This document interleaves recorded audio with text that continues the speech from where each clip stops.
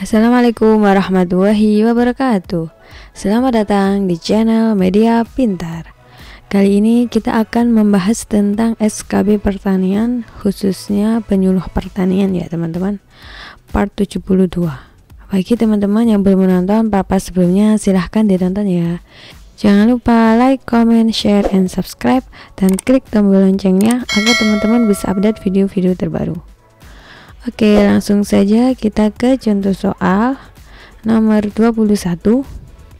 Pengawasan keamanan pangan terhadap pemasukan dan pengeluaran pangan segar asal tumbuhan diatur melalui Permentan Republik Indonesia nomor A4 tahun 2014, B2 tahun 2013, C4 tahun 2015, atau D2 tahun 2015.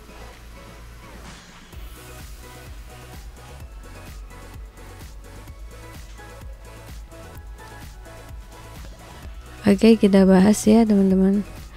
Peraturan Menteri Pertanian Republik Indonesia nomor 04 tahun 2015 mengatur tentang pengawasan keamanan pangan terhadap pemasukan dan pengeluaran pangan segar asal tumbuhan. Jadi jawaban yang paling tepat untuk nomor 21 adalah yang C ya teman-teman, 4 tahun 2015. Oke teman-teman, bisa cek sendiri ya. Lanjut soal berikutnya nomor 22. Budidaya tebu giling yang baik diatur melalui Permentan nomor A53 tahun 2015, B57 tahun 2016, C61 tahun 2015, atau D53 tahun 2016.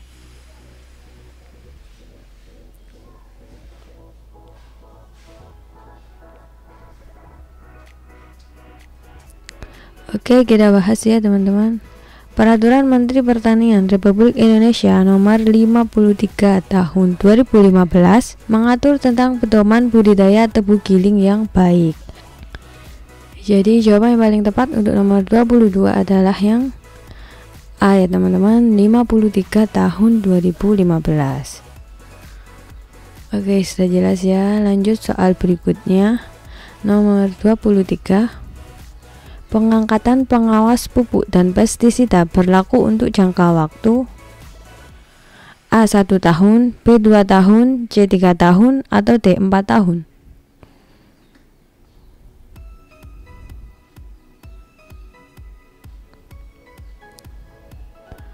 Oke, kita bahas ya teman-teman. Berdasarkan Permentan nomor 107 tahun 2014 tentang pengawasan pestisida pasal 8, pengangkatan pengawas pupuk dan pestisida sebagaimana dimaksud dalam pasal 5 berlaku untuk jangka waktu 4 tahun dan dapat diangkat kembali atas usul dan pertimbangan pimpinan instansi yang bersangkutan.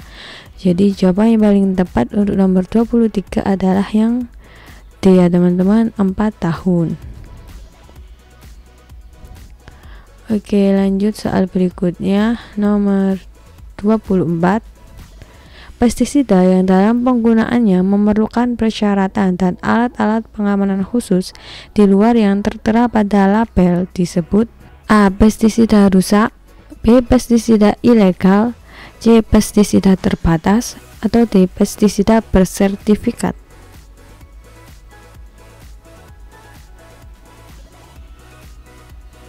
Oke, kita bahas ya teman-teman. Berdasarkan Permentan nomor 107 tahun 2014 tentang pengawasan pestisida pasal 1, pestisida terbatas adalah pestisida yang dalam penggunaannya memerlukan persyaratan dan alat-alat pengamanan khusus di luar yang tertera pada label dan hanya dapat digunakan oleh pengguna yang bersertifikat. Jadi jawaban yang paling tepat untuk nomor 24 adalah yang C ya teman-teman, pestisida terbatas. Oke, lanjut soal berikutnya nomor 25. Yang bukan termasuk pengawas pupuk dan pestisida adalah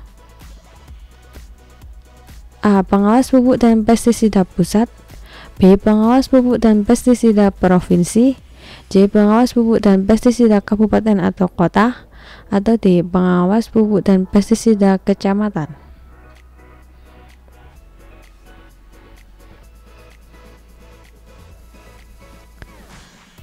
Oke, kita bahas ya teman-teman.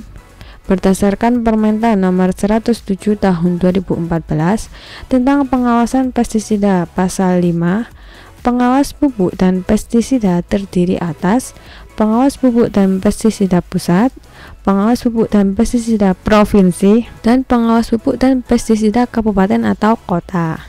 Jadi cuma ada 3 ya. Jadi yang bukan itu adalah yang D ya teman-teman, pengawas pupuk dan pestisida kecamatan, karena tidak ada ya. Oke, lanjut soal berikutnya. Nomor 26, pengawas pupuk dan pestisida wajib menyampaikan laporan hasil pengawasan setiap titik-titik sekali. A 2 bulan, B 4 bulan, C 6 bulan, atau D 8 bulan.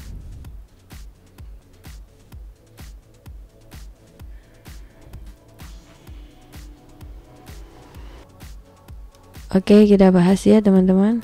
Berdasarkan Permentan nomor 107 tahun 2014 tentang pengawasan pestisida pasal 20, pengawas pupuk dan pestisida wajib menyampaikan laporan hasil pengawasan setiap 6 bulan sekali. Jadi jawaban yang paling tepat untuk nomor 26 adalah yang C ya teman-teman, 6 bulan. Oke, lanjut soal berikutnya.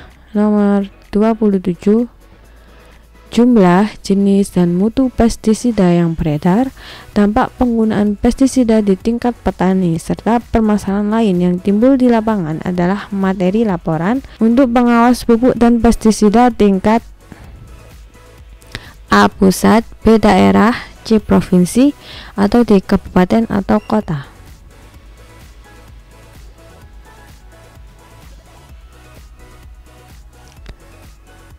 Oke, kita bahas ya teman-teman. Berdasarkan Permentan nomor 107 tahun 2014 tentang pengawasan pestisida pasal 21, materi laporan sebagaimana dimaksud dalam pasal 20 untuk, yakni poin A, kabupaten atau kota sekurang-kurangnya mencakup jumlah, jenis, dan mutu pestisida yang beredar, dampak penggunaan pestisida di tingkat petani, serta permasalahan lain yang timbul di lapangan. Jadi jawaban yang paling tepat untuk nomor 27 adalah yang D ya teman-teman, kabupaten atau kota. Oke, sudah paham ya. Lanjut soal berikutnya. Nomor 28, Komisi Pengawasan Pupuk dan Pestisida Provinsi diketuai oleh A. Gubernur, B. Sekretaris Daerah, C. Kepala Dinas, atau D. Wakil Gubernur.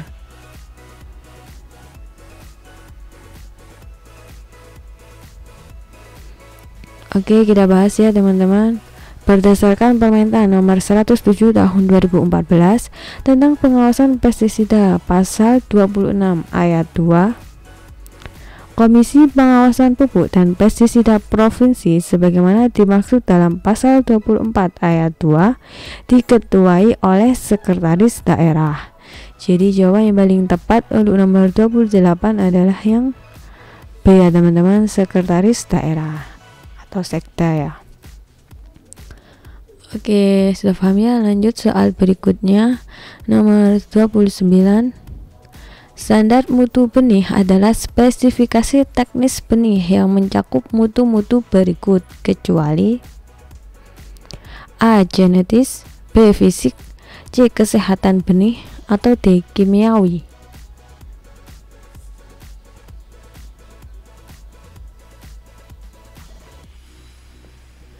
Oke, kita bahas ya teman-teman. Berdasarkan Permentan nomor 15 tahun 2017 tentang pemasukan dan pengeluaran benih hortikultura pasal 1, standar mutu benih adalah spesifikasi teknis benih yang mencakup mutu genetis, fisik, fisiologis, dan atau kesehatan benih. Jadi yang bukan adalah yang D ya teman-teman, kimiawi. Oke, lanjut soal berikutnya. Nomor 30, salah satu syarat yang harus dipenuhi calon penerima dan calon lokasi atau CP atau CL kegiatan KRPL atau kawasan rumah pangan lestari adalah mampu menyediakan lahan untuk kebun bibit dan templot setidaknya selama A 6 tahun, B 5 tahun, C 4 tahun, atau D 3 tahun?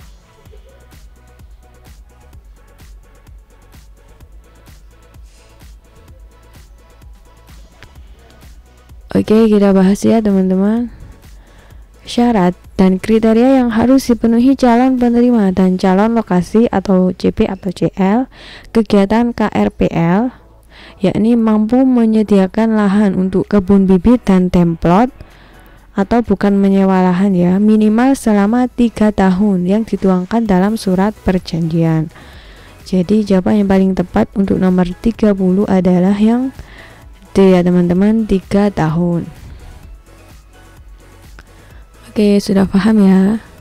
Sekian video dari saya. Terima kasih, semoga bermanfaat. Jangan lupa like, comment, share, and subscribe channel Media Pintar. Semoga teman-teman bisa mendapatkan nilai yang terbaik pada saat tes SKB nanti dan menjadi ASN tahun ini. Oke, sampai jumpa. Bye-bye. Wassalamualaikum warahmatullahi wabarakatuh.